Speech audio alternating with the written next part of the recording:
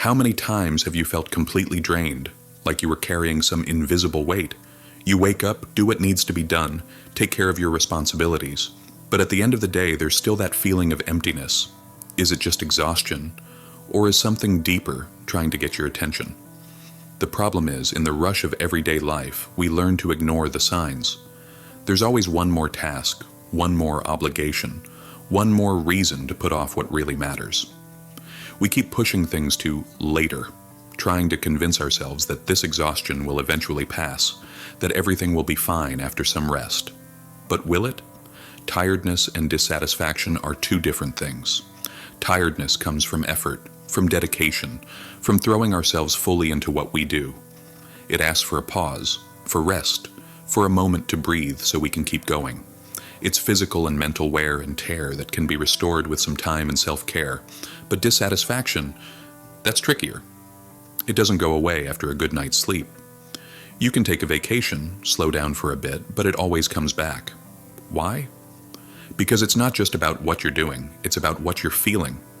Dissatisfaction is the soul's way of telling you that something is out of alignment, that maybe you're living on autopilot, repeating choices that no longer fulfill you, that maybe you're spending your energy on something that's lost its meaning. But instead of listening, we push through. We keep going. We tell ourselves it's just a phase, that we need to be strong. And the days keep passing.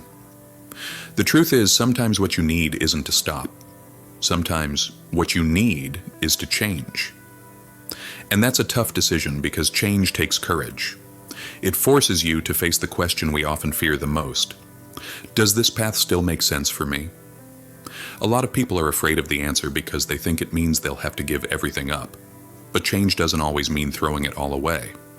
Sometimes it's just an adjustment, a redirection, something inside you that needs a new meaning. And that's the point. Before making any decision, you need to learn how to tell the difference between tiredness and dissatisfaction. Tiredness asks for rest. Dissatisfaction asks for reflection.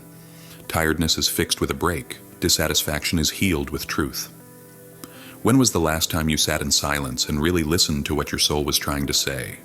When was the last time you asked yourself without fear if the path you're on is still good for you? Sometimes we confuse the need for rest with the need for change. And that happens because we've learned how to deal with tiredness, but not with dissatisfaction. Tiredness has a clear solution: a break, a good night's sleep, a day off. But what about dissatisfaction? What do we do with that? The problem is we don't always stop to face it. In fact, we usually run from it. We distract ourselves, keep busy, try to convince ourselves that everything's fine. But dissatisfaction doesn't just go away because we ignore it. If anything, it seeps into the little things, making everything feel heavy, draining the color from our days, turning small tasks into unbearable burdens. And that's how a lot of people get lost. They think they're just tired, but deep down they're actually unfulfilled.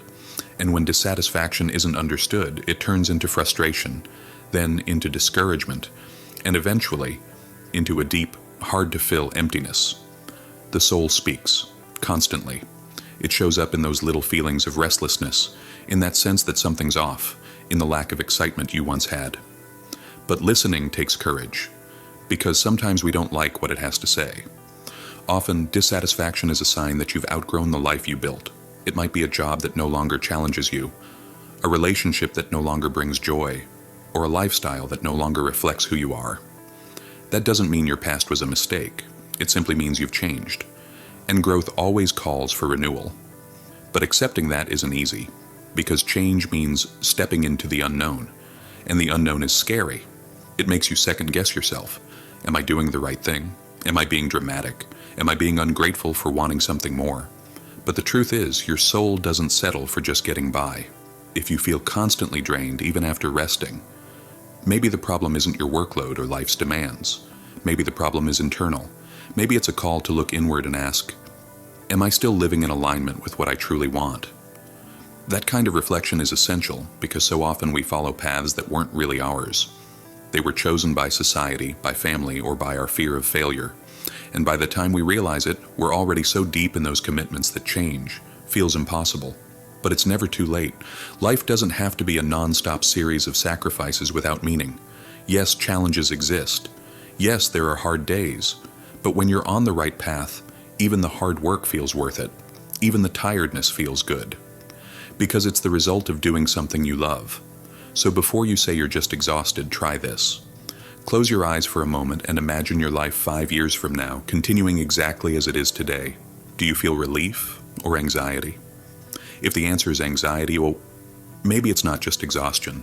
Maybe it's your soul asking for change. Dissatisfaction, unlike tiredness, isn't something you fix with just a little rest. You can go on vacation, sleep in, lighten your responsibilities, and still feel an emptiness inside you.